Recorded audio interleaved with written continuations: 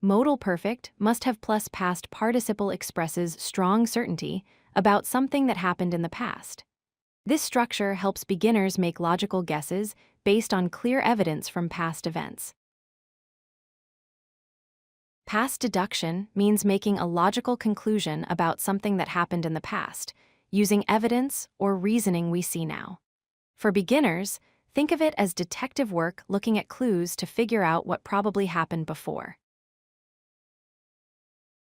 The structure follow subject plus, must plus have plus past participle. Use this pattern when you feel almost certain about a past event based on strong evidence. For example, someone must have taken the car when keys remain on the table. He must have left early shows strong certainty. She might have forgotten the meeting expresses less certainty. They could have taken the wrong train suggests possibility. He cannot have finished shows strong impossibility. When a car disappears but keys stay on the table, someone must have taken it. Wet footprints with rain outside mean she must have gone out in the rain. An empty fridge with crumbs means the kids must have eaten everything. Practice filling blanks using must have, might have, or cannot have. The escaped prisoners must have had help from guards. It cannot have taken 6 months to read that book.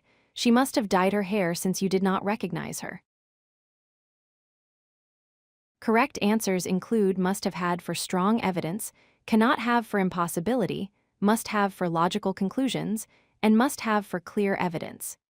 Each choice matches the strength of available evidence about past events. Must have plus past participle creates strong logical conclusions about past events.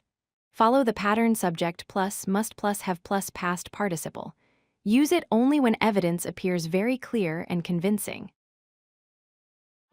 If you like this video, hit that like button and don't forget to subscribe.